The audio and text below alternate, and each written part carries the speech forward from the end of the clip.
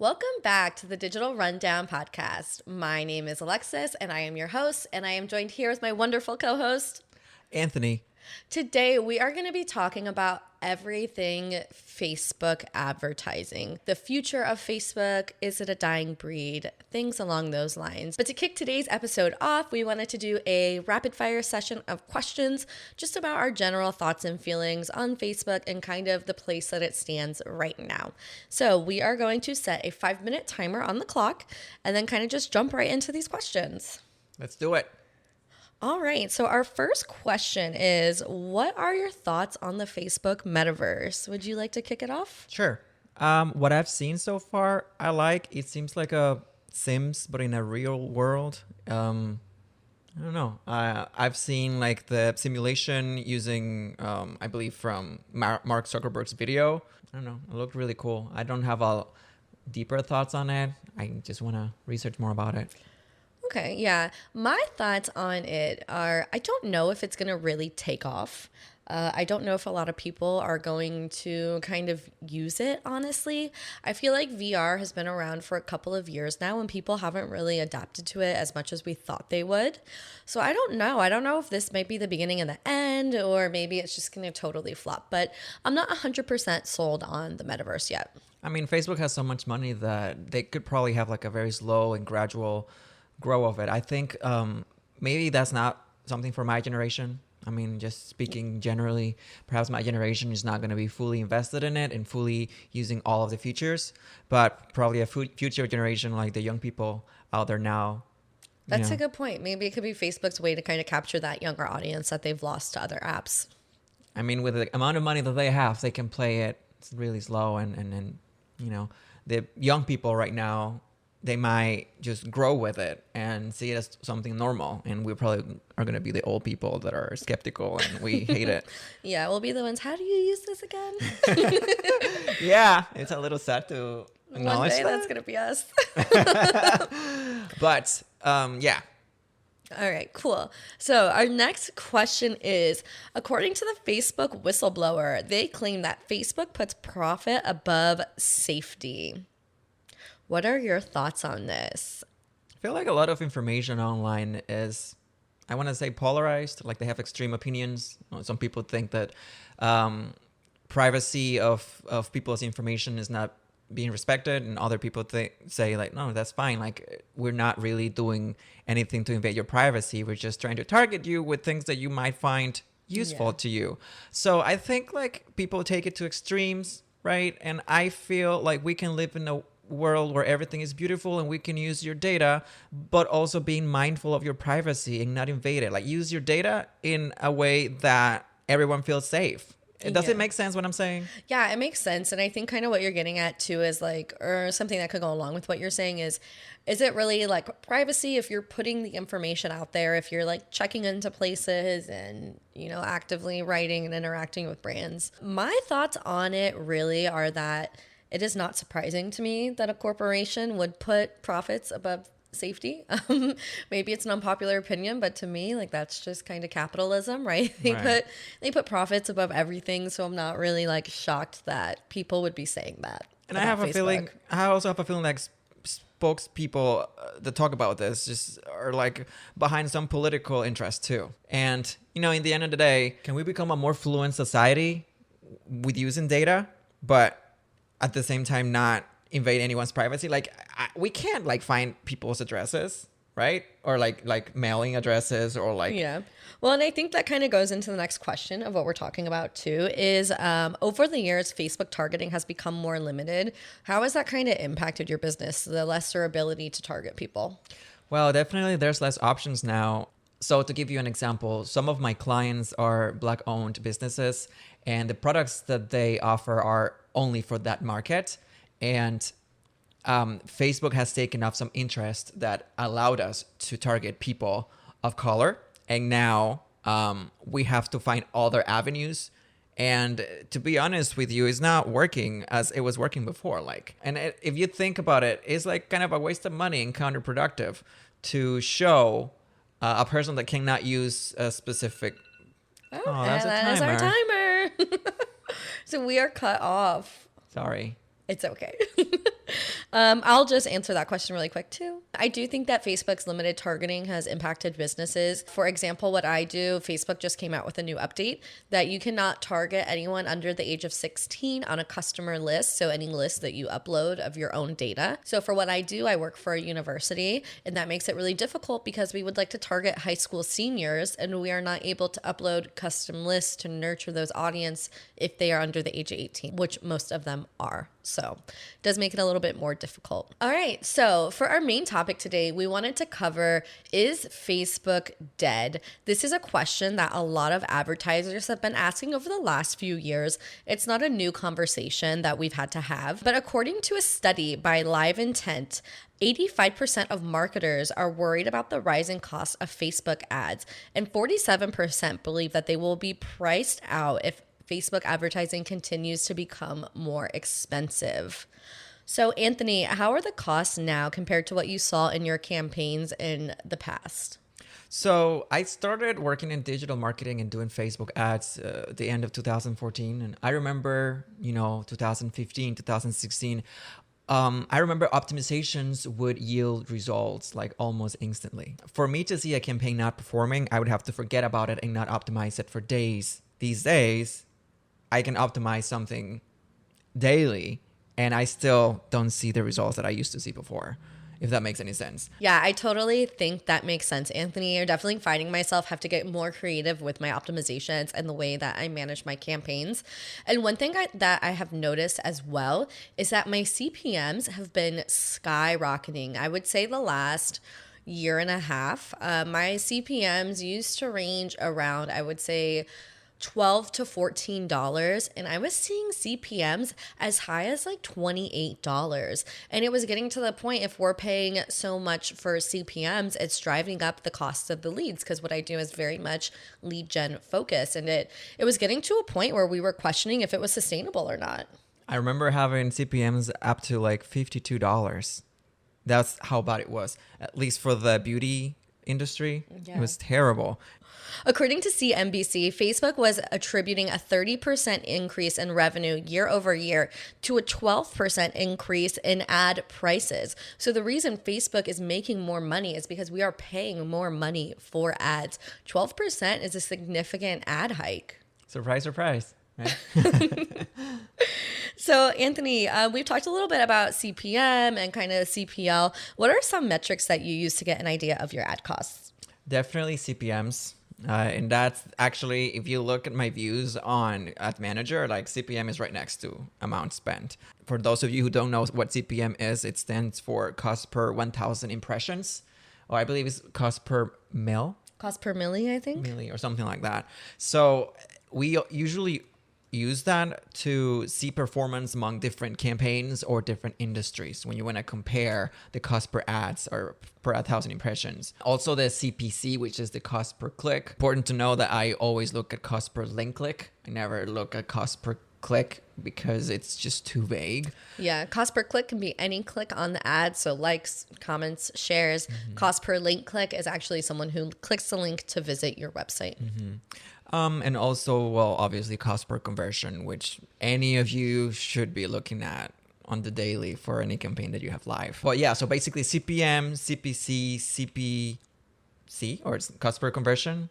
I mean, that varies based if you're e-commerce or lead generation. Yeah, no, I totally agree with those. When I was having, cost per lead issues, when my cost per lead were skyrocketing, the one thing I watched the most was my CPM. Everything else looked good, really. My click-through rate was actually increasing. My cost per click was decreasing, which, are all good metrics, but my cost per milli, my CPM, was skyrocketing. And because of that, even though I was getting more clicks, it was hurting my overall cost per lead. So definitely, if you see your prices increasing, CPM is a great one to check. And honestly, I think CPM is what is helping drive those ad costs so high. Do you think there's anything else that could be impacting that's causing those CPMs to skyrocket? So as far as what the reason why cost of running Facebook ads is going up is because of how easy it is to set up an e-commerce store, right? Like the barrier of entry for you to have an e-commerce store right now is super low. You can go on the internet, you can go on Google or even like YouTube and find tutorials on how to create your store in less than 1 day. And like you don't even have to have a warehouse and inventory. You can just use like AliExpress and do some drop shipping. And what's the best way for anyone to find cold traffic for people to learn about their products or services? Facebook and Instagram, right? Yeah, I agree with that too. And I think during COVID, a lot of retailers have switched to more of a social strategy to help get them more traffic. And I do think that the iOS 14 update is having an impact on that because we're not able to track people as well. Those sizes of those audiences are shrinking, which means that the inventory, and by inventory, I mean people remaining that we're able to track, because that inventory is shrinking, it's becoming a more competitive landscape. And those users are actually becoming more valuable than they were in the past. So I think the iOS 14 impact is definitely having something to do with the cost per CPM. And like I said, I saw a period where my CPMs were skyrocketing, but surprisingly, this is going to give us a little turn to is Facebook dead? Because this might actually be shifting my opinion. I would say since around mid-September, I have actually seen my CPMs decrease to what they were probably about 2 years ago. So I was around 28, 29. I am back down to $12 again, 12, 13, which has driven my cost per lead down significantly. I'm actually seeing the best performance that we'd seen in a while. And I was reading this article by, I think it was Forbes. It might have been Wall Street Journal. Regardless, I'll link it down below in our description. I was reading this article and it was actually saying that the supply chain shortage that we've been experiencing, everyone knows we're having trouble getting stuff shipped. It's taking longer to get to consumers. There's chip shortages, all types of things. But because of that supply chain shortage, it's causing retailers and companies to have trouble meeting their current demand. So what's happening is they're pulling back their ad spend. Because if they're not able to meet the demand that they already have, why are they going to keep, putting advertising dollars to bring in more sales, to bring in more things like that if they can't fill the orders that they have? So this reduction in competition in the marketplace is actually driving our cost overall down. So do I think Facebook is dead? I think there might be a little bit of rebirth, but I guess we'll see. But yeah, over the last couple of months, my costs have been way lower than they have in the last, I would say, year and a half, 2 years. Well, it's good that we're getting a little bit of a break, and we'll see how long that lasts, right? Because as soon as the supply chain issues are over, perhaps we're going to see it increase again, right? Yeah, that's a really, really good point. So for me, it's kind of just like a hold your breath and wait and see, right? Is this how it's going to be moving forward? Or will those advertisers eventually come back to the marketplace and there be more competition and our costs jump up again? But I will tell you, I am riding this wave as long as I can of these cheap Facebook ads that I'm getting. Yeah, that's good. I'm getting low CPMs too, lower than they were like back in September and August.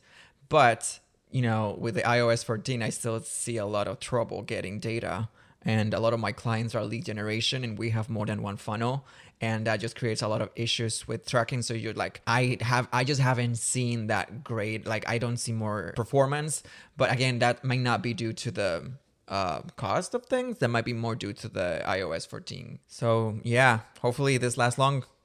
Yeah, hopefully it lasts well into 2022. But like I said, I'll take it while I can get it. So Anthony, going back to Facebook and the increased costs we have seen, steadily year over year, despite the slight decrease in the last few months, overall, Facebook ads have been increasing in price.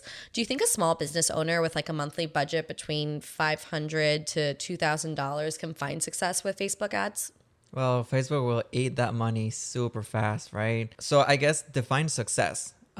What is success for you? In the past, I was seeing success in like the number of purchases, the amount of money generated by a campaign. Right now, I'm not seeing purchase, data. I'm not seeing it as much. It's more complicated to get it. And if you cannot get it, it's something that you cannot really trust, right?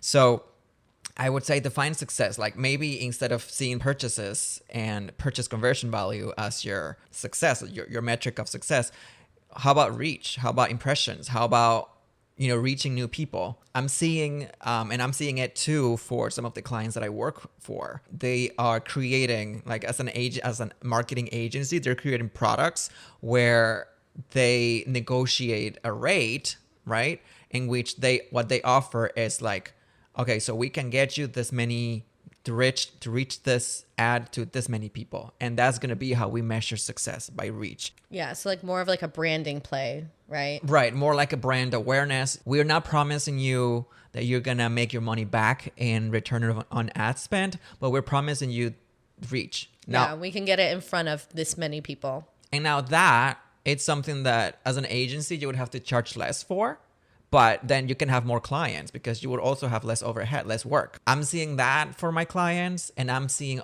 agencies that I work for doing this. Yeah. And I agree with you. It does 100% depend on your goals and your strategies. So you made a really good point. Branding and reach is going to be a lot cheaper than, for example, lead gen or e-commerce.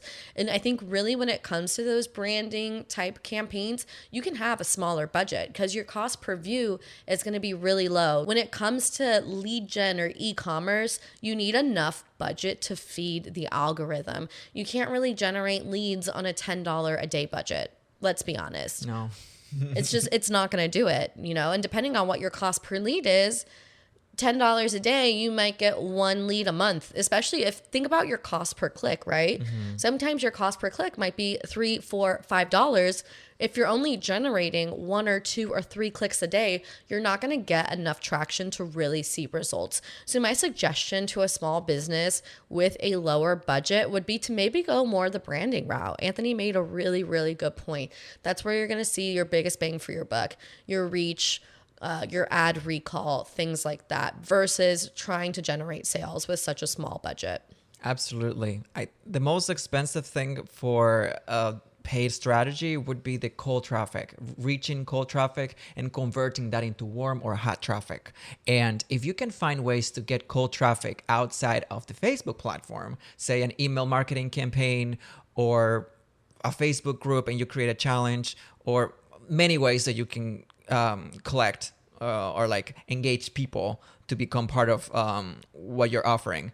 If you can find that cold traffic like that, and then create lists or use remarketing audiences to spend your $10 a month, perhaps that could be a better use of the money. Yeah. If that made any sense. Yeah, I get what you're saying. So use your more customer data, your more quality data to target with those type of campaigns, and then use something like a branding play where you're looking for reach or video views for your more broad interest-based audiences. And this also goes like always keep in mind that a paid strategy should go always hand in hand with what? An organic.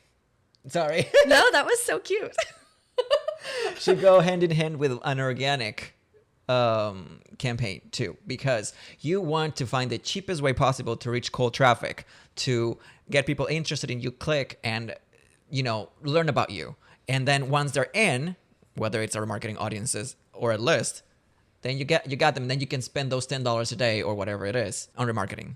Yeah, totally agree. And while we're on the topic of budgets and strategies such as e-commerce, do you think that e-commerce is causing a little too much competition in the marketplace lately, therefore raising the cost of ads for everybody? Oh my God, 100%. So I remember I started noticing back in 2018, and coincidentally, I started an underwear and swimwear store back in 2018. I remember that. We can talk more about it later. And I did notice that at the time we were competing with, I was a small e-commerce store, but we were competing with brands like Nike, Under Armour, Universal Studios, companies that have huge budgets. And for a store like me, or like, for example, a boutique Etsy store, we cannot dream of big budgets like big companies could have. Yeah, Anthony, I agree with what you're saying for sure. I read an article by hunchads.com. It said right now e-commerce is a really hot space to be in because it has low barriers of entry and the costs to start up advertising with it are very low. And I definitely agree that e-commerce plays a huge, huge role in the Facebook ad space. You mentioned it before in a previous episode that Facebook ads were originally designed for e-commerce. And in the industry I work in, again, predominantly EDU in my full-time job, so a lot of lead gen. And we actually pull our budgets back in the December, November time because we know that's when all the e-commerce retailers are ramping up their spend. And we don't want to compete with them at that point. We know it's going to drive our cost too high to be profitable. So we actually pull back and we don't even deal with the e-commerce competition around Christmas. Yeah, I remember I saw this firsthand when I opened my store. I created a Shopify store, and it was so easy to do so. Like I thought that I had to buy in bulk and store this in my house and, start packing and everything. I didn't have to do any of that. All I had to do is as soon as I had a purchase, I just order it and instead of sending it to myself, sent it to the buyer's address, and problem solved. I had a store and I was selling stuff that came from China. And I remember I was running ads and the cost was just not, I was selling like $10-15 pieces of underwear and spending a lot of money in ads. I remember I spent like $2,000 and made like $600 in sales. Yeah, you would need a really, really low cost per sale for that to be profitable for you. I think it's a good point that something like drop shipping has definitely helped saturate the market for sure. And a big mistake and something that I learned from it is I was using all of my budget to reach cool audiences because it was brand new. I did not have an audience. I had to build it from scratch. So if I had to do it all over again, I would start building an audience and then worry about the store later, right? Or open the store but not have high expectations and high spend on advertising. Yeah, and I think we're seeing the same type of impacts when it comes to lead generation. As I mentioned earlier in this episode when we were talking about CPMs, I saw my CPMs skyrocket over the last, year and a half and 2 years. And that drove my cost per lead up high. It drove my cost per lead up about $60 to $70, which on the scale that we're, advertising is a significant impact. And it was getting to the point where we were questioning if Facebook was still a viable option for us. We still had the bulk of our money in Facebook. I mean, we diversified to other platforms. We diversified to Google, to LinkedIn, all that stuff. But we definitely had to pull money from Facebook at one point, a pretty big portion of money because it wasn't sustainable for us. And what we actually did go into is my favorite app, TikTok. And I will say, if you are not advertising in TikTok right now and getting in there early, assuming your demographic is there, right? A younger demographic, which for my company, we do target a younger demographic. So if you have that younger audience and you are not in TikTok ads right now, you are really, really missing out. Advertising on TikTok is pretty cheap right now because there's not as much competition. So you should be taking full advantage of it. And honestly, the content is pretty easy to create because TikTok, it has to feel very native to the platform, right? So you could literally just take your cell phone out and record an ad really quick. It doesn't have to be as made up and as edited as it would on something like YouTube or Facebook. So yeah, Facebook costs have definitely impacted lead generation. E-commerce has made an impact on lead generation. But like I said, since September, our costs have dropped significantly in Facebook. So over the last few months, we pulled back in, but it definitely gave us a scare and it helped us realize that Facebook might not be around forever for us in a profitable way. And it just opens the possibilities for you to explore other options. Like you said, TikTok, and how about Google? How about things that you're not testing? So now that we know how costs are affecting lead generation in e-commerce, I want to ask, how do you think this is going to play out in 2022? Do you think it will become unattainable for small businesses, or do you think it'll stay the same? So that's a tricky question. And I think my opinion is probably going to differ a little bit from yours. I think that going into early 2022, we're going to continue to see a little bit of a decline in ad prices as the supply chain shortage is still relevant. So I think we'll get a couple months of good ad prices. And my prediction, though, is that once the supply chain shortage has kind of sorted itself out and advertisers come back into the marketplace, that we are going to see costs begin to rise as well. And I think that also is going to have a play with the iOS 14 update too, because it's been kind of a slow roll into that, right? It wasn't just a switch we flipped and everyone went and opted out of the tracking, right? It has to do with when people buy phones and when people update their phones. And I think with Christmas, a lot of people are buying the new iPhone. And I think a lot of people are just going to update their phones more over the next year. So I think a little mix of eventually advertisers returning into the marketplace and more people updating to the new iOS or getting devices that already have the new iOS. I think it's going to be a little downward trend and then right back up towards the middle or end of the year. Interesting. That's my prediction. So I guess thinking about it that way, like what's going to happen in 2022, I think the costs are either going to stay the same or they're going to rise. I highly doubt that it's going to go down. But I mean, every time I think about this, I just go to the same place mentally. Like that's something that like the rising costs is something that we cannot control right now, right? So I would suggest all of you out there, focus on things that you can control. Like what are things that you are not testing right now, things that you're not doing as a digital marketer to reach cool, warm, or hot traffic? How about an email marketing campaign to get data on your own and own it? How about considering other platforms that you're not using right now, like Alexis said previously, TikTok, Google, or maybe products within the Google platform that you're not familiar with, like learn about it. And also something that I've seen and done too is challenges, like provide value to your potential customers for free and create a challenge, a Facebook group, or do like for a week, right? Like a week of a challenge, do live streams every day and add value to your potential customers for free. And that way you're going to capture and engage them. And that way you can gather their information physically, right, through your website, or just engaging them into your Facebook page or Facebook group is going to create and grow your remarketing audiences, your engagement and video viewers. Yeah, it's interesting that you're talking about growing audiences right now and utilizing different ways to kind of get that customer data. Facebook lately has gone through a lot of challenges with the iOS 14 update, the whistleblower coming out about Facebook privacy issues, their update to their 18 and under targeting. They've had a reduction in their interests that are available lately. So with all of these challenges that Facebook has had to go through, do you think that that's going to cause advertisers to pull out of their marketplace? I think some of them will, but it will be more of an industry basis, right? Depending on what industry they're in. Something that I know is the e-commerce stores are not going to probably pull out for that reason, but it definitely impacts. But from what I've seen up until today, it hasn't impacted very much because, costs continue to increase. And right now we see a decrease due to the supply chain shortages. But we, again, don't have control over that and don't know when it's going to end.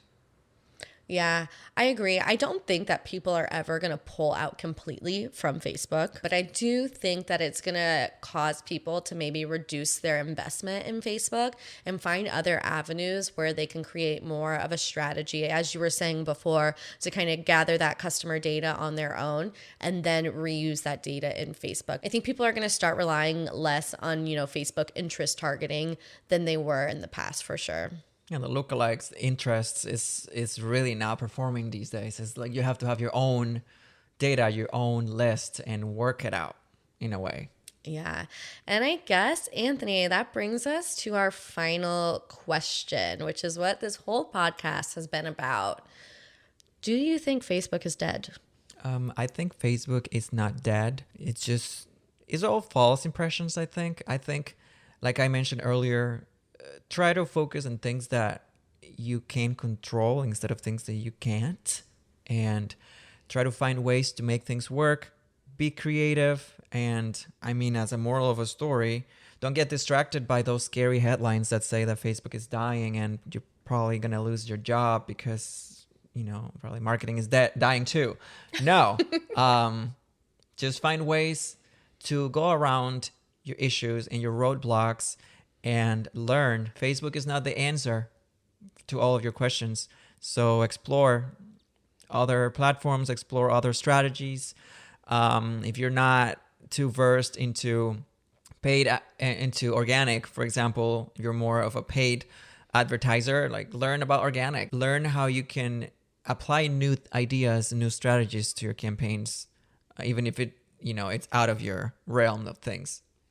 Yeah, I agree with you. I don't think Facebook is dead yet. I don't think Facebook is ever going to fully go away, honestly. I do think that if your target market is the younger generation, right, that Facebook might not be as valuable for you as some of these other apps.